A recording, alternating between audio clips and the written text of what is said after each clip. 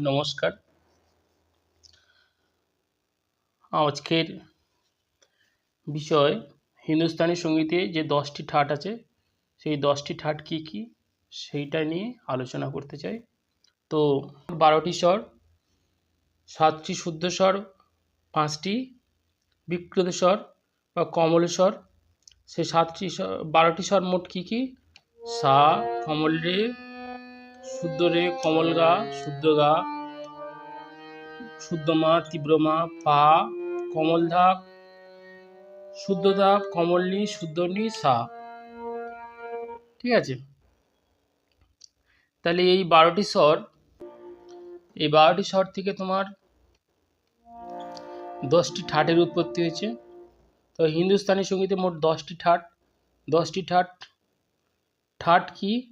ঠাট হলো কাঠামো, যে কাঠামোর উপরে রাগের সৃষ্টি হয়, মানে যে কাঠামো থেকে রাগের সৃষ্টি হয় তাকেই এক কথায় ঠাট বলে। মানে ঠাট থেকেই রাগের সৃষ্টি। হিন্দুস্তানি সঙ্গীতে মোট 10টি ঠাট রয়েছে। সেই 10টি ঠাট কি?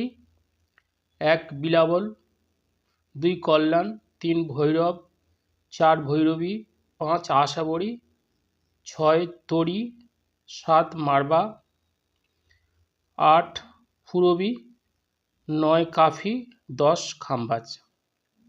এখন এই 10টি ঠাট পরপর আলোচনা করব। তো প্রথমে বিলাবলে চলে যাচ্ছি। বিলাবলে সব যে 7টি স্বর রয়েছে বিলাবল, সে বিলাবলে যে 7টি স্বর রয়েছে সবই শুদ্ধ স্বর। ঠিক আছে, তাহলে সা রে গা মা পা ধা নি সা, তাহলে এখানে প্রত্যেকটা স্বর শুদ্ধ স্বর। তাহলে এই বিলাবলের সাথে কি হবে? প্রত্যেকটা স্বর শুদ্ধ স্বরই হবে। আর এবার পরবর্তী নেক্সট এটা হচ্ছে কল্যাণ ঠাট। কল্যাণ ঠাটে হচ্ছে সবই শুদ্ধ, কিন্তু তীব্র মা ব্যবহার করা হবে। শুদ্ধ মার পরিবর্তে তীব্র মা ব্যবহার করা হবে। তাহলে সব শুদ্ধ স্বর আর তীব্র মা বা করিমা এটা যদি ব্যবহার করা হয় তাহলে কি হবে? সেটা হবে ঠাট কল্যাণ। তাহলে ঠাট কল্যাণ কি? সা রে গা মা, তীব্র মাই বা করিমা, পা ধা নি সা, তাহলে সা রে গা মা পা ধা নি সা। তাহলে বিলাবল আর কল্যাণের মধ্যে পার্থক্য কি?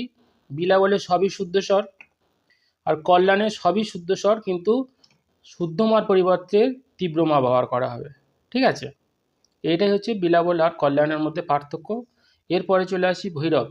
ভৈরবের ক্ষেত্রে কি হবে? রে, ধা, কমল, বাকি সব শুদ্ধ স্বর। তাহলে সা রে গা মা পা ধা নি সা, তাহলে রে আর ধা কমল বললাম। তাহলে রে, ধা, কমল, বাকি সব শুদ্ধ স্বর ভৈরবের ক্ষেত্রে। ঠিক আছে, এরপরে চলে আসি ভৈরবী।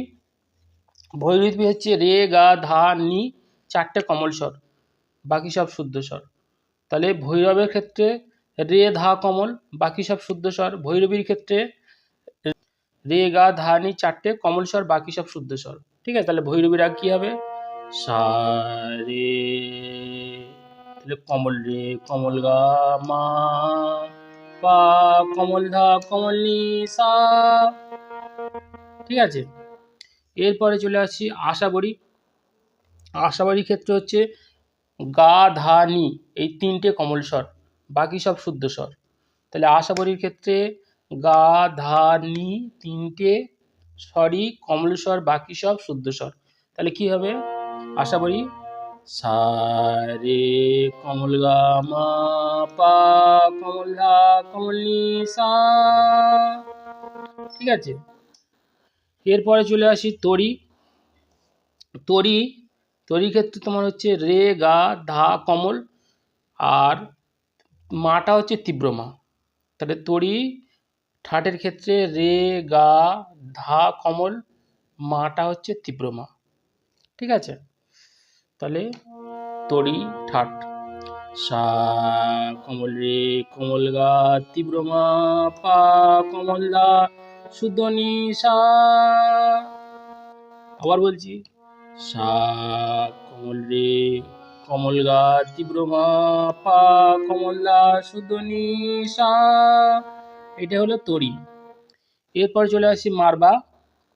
মারবার ক্ষেত্রে হচ্ছে রেটা কমল আর মাটা তীব্র মা বা করিমা, বাকি সব শুদ্ধ স্বর। তাহলে মারবা সা কমল রে শুদ্ধ গা তীব্র মা পা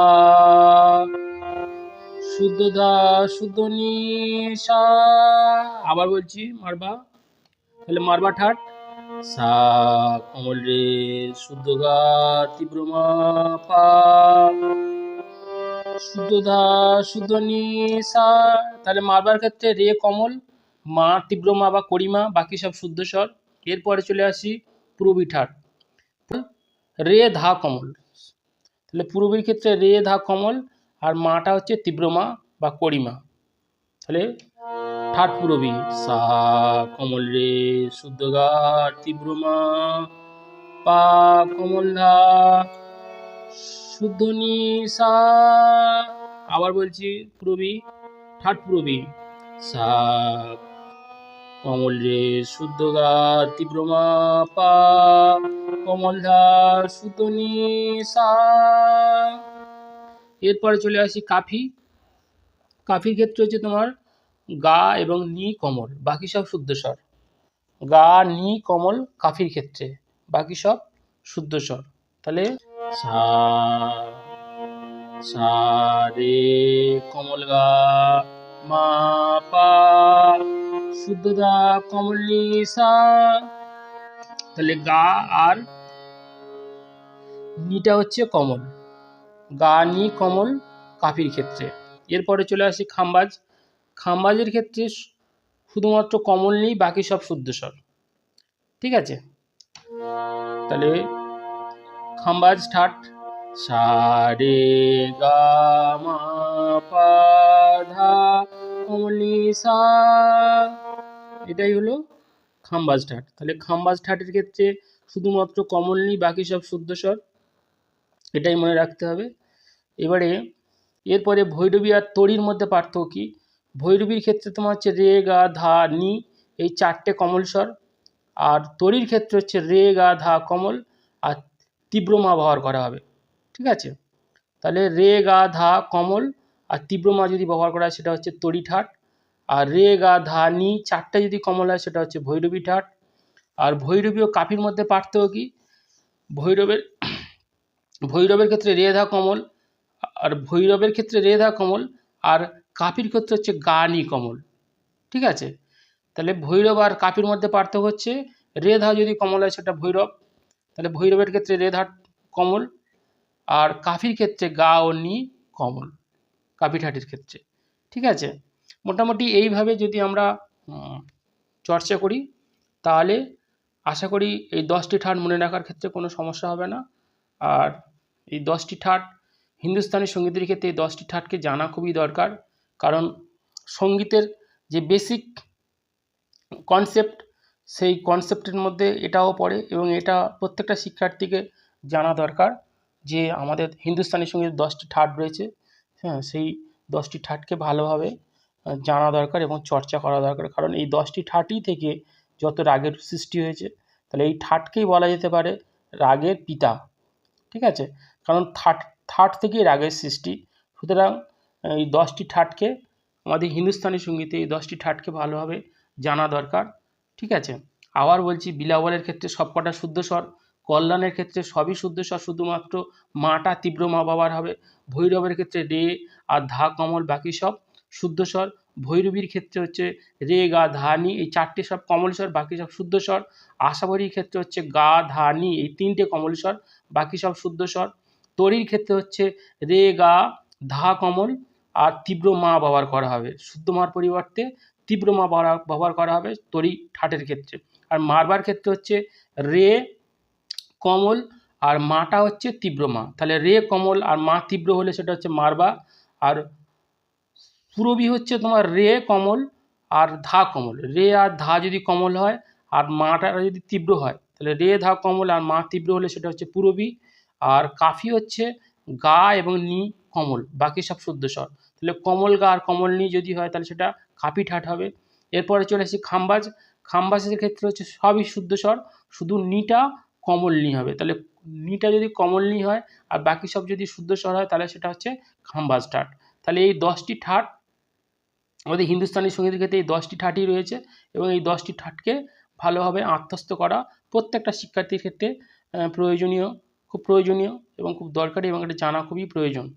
ঠিক আছে, আশা করি ব্যাপারটা বুঝতে পেরেছেন এবং এটা যদি বারবার এই ভিডিওটা চালিয়ে দেখেন তাহলে আমার আশা করি এটা বুঝতে কোনো সমস্যা হবে না। ঠিক আছে, এই বলে আমি আজকে আমার ভিডিও এখানে শেষ করলাম। সবাই খুব ভালো থাকুন, ধন্যবাদ।